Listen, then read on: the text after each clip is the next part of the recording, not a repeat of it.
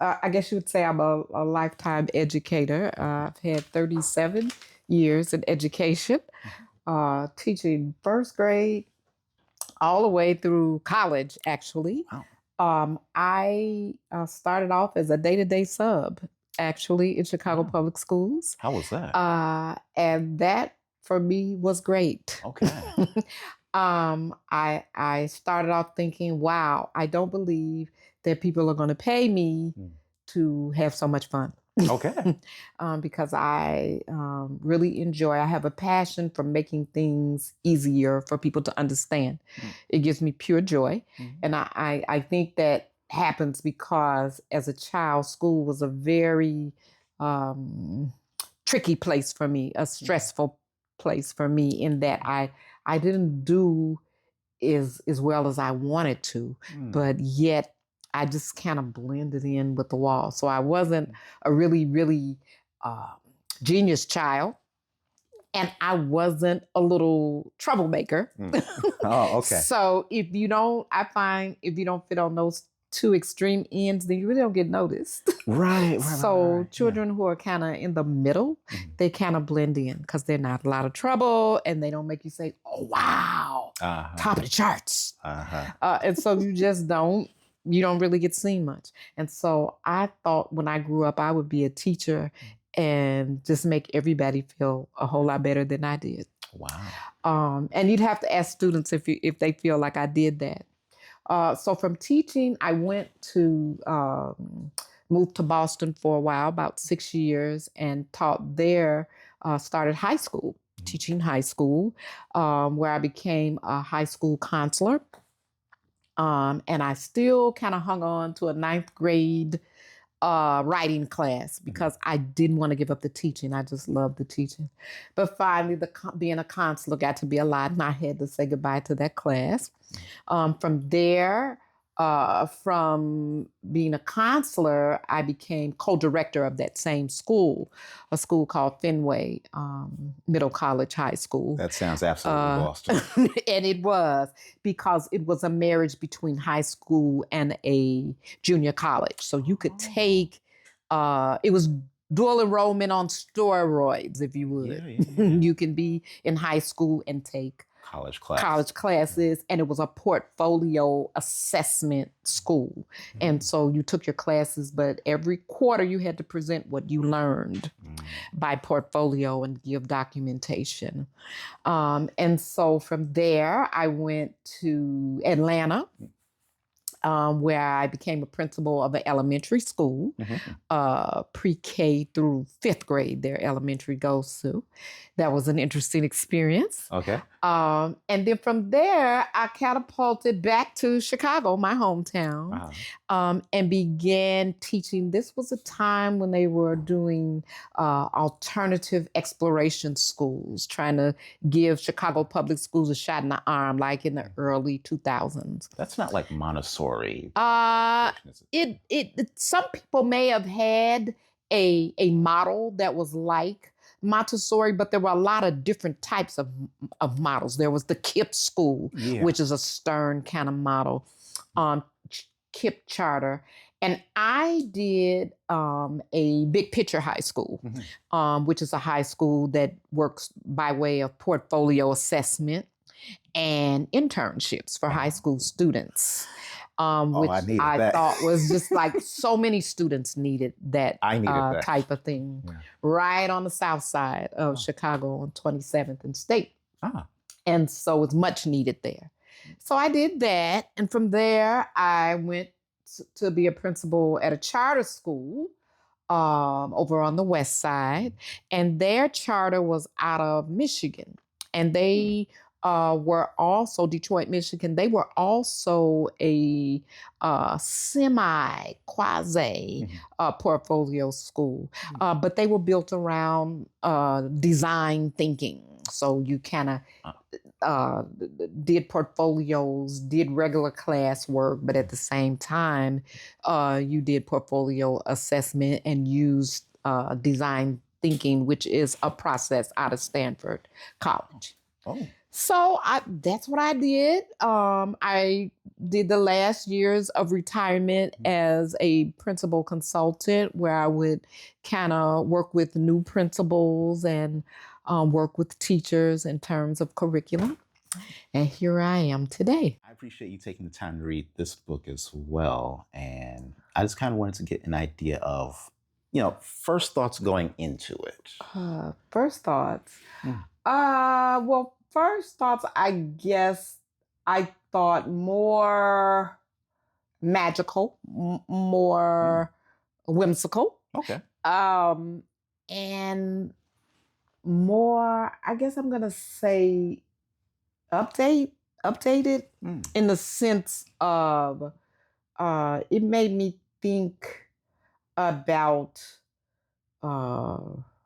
reality shows or video games, games where characters do things out of the ordinary. Like little bubble people in bubbles, they wouldn't. Of course, I come from the era of the Jetsons, so that's what I was thinking. I was like, oh, okay. So I thought it was plausible.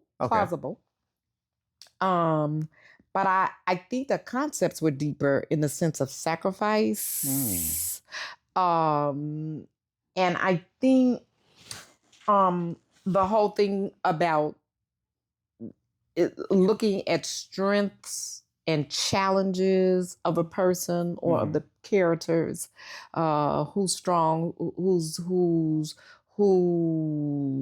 weak, in the sense of, I got to kind of build on who I am, but we all have something that we can contribute to survival. And I feel like the hero, it was nice to see some heroes that look like me. Yeah. Yeah. So, yeah, I kind of like that first. Those were my first thoughts. I guess, like, what kind of jumps off this whole, build-a-thon that the lead character goes through is bullying. And like in your years as an educator, what was bullying like, and like how did you all deal with it? Well, bullying back then, for me, that would be the 60s and 70s. I don't know that it was all that different in the sense of, the tactics may be different. Now it plays out a lot on the internet. But the hurt and the people who do bully, they bully for the same reasons. They're feeling bad inside, so they make others feel bad.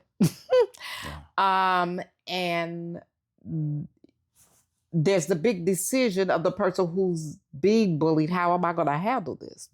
Because the bullier, I don't know that they go through all that decision other than to decide who they're going to pick out. And usually it's always someone that they feel they could get away with it. But I think what's helpful in this book is giving you ways to deal with it. I don't feel like as a kid that teachers really dealt with it other than say, oh, stop. Or that's silly, or really look at the person who's being bullied as a whiner. Like, him again. That's what I felt like. Like when I would tell a teacher that I was being bullied, it seemed like she would just dismiss it quickly. Like, oh, it'll be okay. Or, oh, is that really what's going on? Or she just didn't take it seriously. I felt as if I was annoying her to talk about that bullying. So I found that we can find the same things right now, where kids are being bullied online, and I'm like, oh, why don't they just unplug? You don't have to listen to that.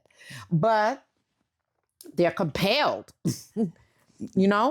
And I think I can speak to that just a little bit, because it's like, okay, even if you unplug, so the threat of that is you don't know what other people are saying about you. And so like there could be this whole thing brewing Mm-hmm. that you're just kind of blind to if you Mm-hmm. unplug. Mm-hmm. And so it's like, even though I know I'm hearing bad things about me, if I Mm-hmm. don't know at least what's going on or at least what's being said, I might get blindsided. Mm, mm, mm.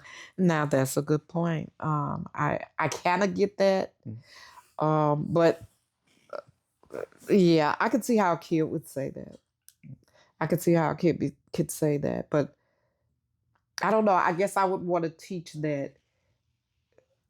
Can you really stop it when you know about it? You know what I'm saying? Similar to to what we talked about with fifth grade challenge. Mhm. Like, who do you think this book is best for? Mm.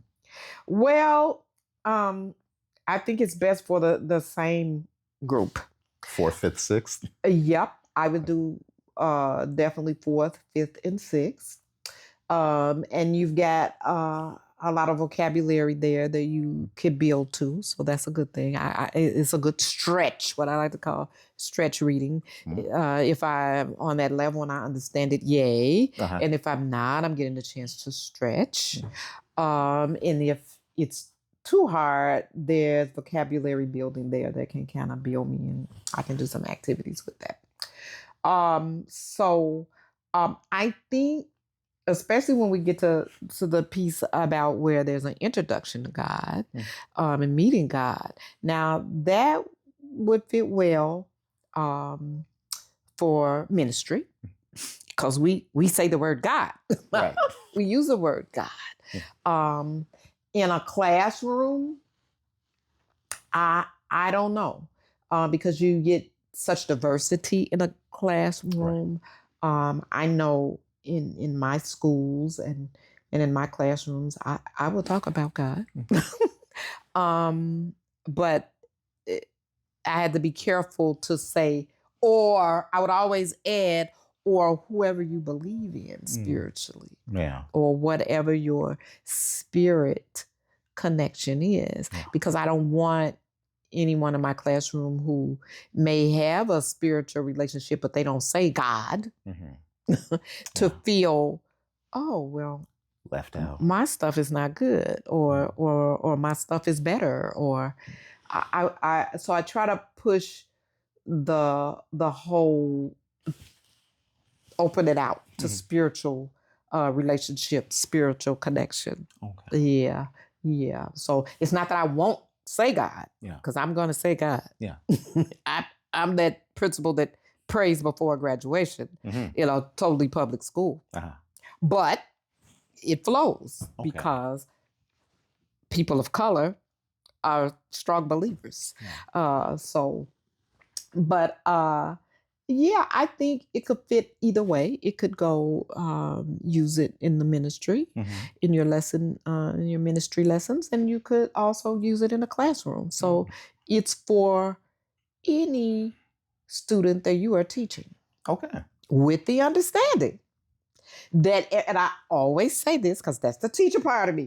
My teacher part of me says to anyone who teaches, look at your audience. Yeah. Look at your student audience. And I don't care what group you're in, you're going to have some kids who, boom, get it. They're there. And you're going to have another group of kids who are like, what are we talking about exactly? And another group who's on the fence. They don't quite get it, but you do a little something and boom. Okay. They jump over to your side. Okay. So with that in mind, I would still say I'd go fourth, I'd go fifth, I'd go sixth. And with this book, I feel like I could even go seventh. Really? Yeah. Wow. Okay. Depending upon the readers. Because the thing with it is that your text level is, and your content is readable or understandable or real for older students. And sometimes you have older students with their ability to read, their reading level is lower than their age, if that's making sense. So it's possible that you could have a 7th grader, but they're reading at the 5th grade level. Yeah. And so, but 7th graders don't want baby content. Right. Okay. They want, so the issues, what do I call the hero? Yeah. the super guy. They can get their head around that. Mm-hmm. Okay. Yeah, they might even say, well, if I had a super character, I would build it this way. So you could push writing. You could encourage some writing with that, which is always good. Yeah. As well as reading. Yeah. Okay.